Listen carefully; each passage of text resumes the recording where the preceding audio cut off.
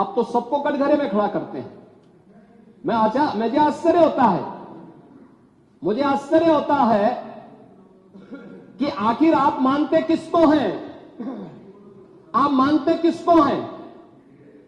मुझे एक बात बताओ कि भारत के संविधान के अनुरूप माननीय उच्चतम न्यायालय, एक तरफ आपने सर्वे के बारे में माननीय उच्चतम न्यायालय की बात का स्वागत किया और माननीय उच्चतम न्यायालय ही एक बात को कहता है, बार बार भारत के माननीय उच्चतम न्यायालय ने समान नागरिक कानून की बात देश के अंदर लागू करने की कही है।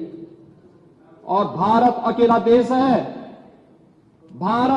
देश है जिसमें बहुसंख्यक समाज अपने लिए विशेष अधिकार की मांग नहीं करता है, बल्कि एक समान नागरिक कानून की मांग कर रहा है। और अगर एक माननीय न्यायाधीश ने, इलाहाबाद उच्च न्यायालय के एक माननीय न्यायाधीश ने उस समान नागरिक कानून की वकालत की, तो आप उनके खिलाफ महाभियोग का नोटिस राज्यसभा में दे दिए। या आपके दोहरे चरित्र को नहीं दिखा दो तो क्या है ये? आखिर दुनिया के अंदर यही हो रहा है, लेकिन भारत के अंदर बहुसंख्यक समाज कह रहा है कि साहब एक समान नागरिक कानून लागू करो।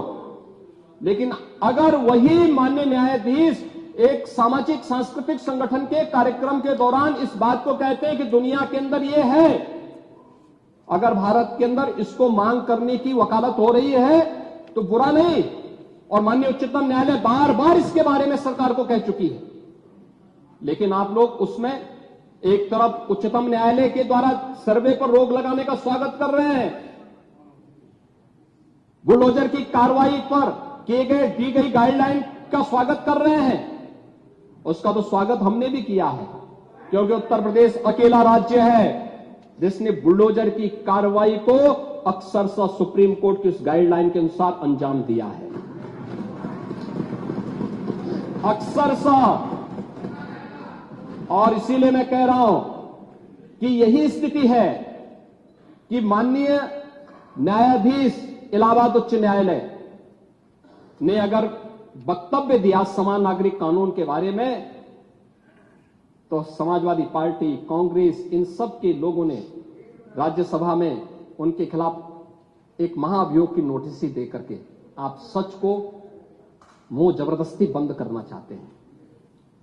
और वहीं पे नहीं किया आपने, यहां पर भी आप चुप नहीं रहे। राज्यसभा के माननीय सांसद, माननीय सभापति तो भारत के महामहिम उपराष्ट्रपति भी हैं, उनके खिलाफ भी अविश्वास प्रस्ताव की नोटिस दे दी गई, इसलिए क्योंकि उन्होंने सदन स्मूथली चलाने के लिए सदन के सभी पक्षों से कहा। एक सभापति के रूप में, एक चेयरपर्सन के रूप में उनकी जिम्मेदारी यही है, उन्होंने इसी बात को कहा। लेकिन एक किसान का पुत्र कैसे इतनी बड़ी कुर्सी पे पहुंच गया, ये लोगों को अच्छा नहीं लग रहा, ये अच्छा नहीं लग रहा है। इसलिए अविश्वास प्रस्ताव को नोटिस। चुनाव के दौरान चुनाव आयोग को कटघरे में खड़ा किया गया, चुनाव आयोग को कटघरे में खड़ा करने का प्रयास, यानी जबरदस्ती आप गन पॉइंट पर अपनी बातों को मनवाना चाहते हैं संवैधानिक संस्थाओं से। मुझे लगता है ये चरित्र अच्छा नहीं है, ये स्वस्थ लोकतंत्र के लिए अच्छी परंपरा नहीं है। हमें संवैधानिक संस्थाओं का सम्मान करना सीखना होगा।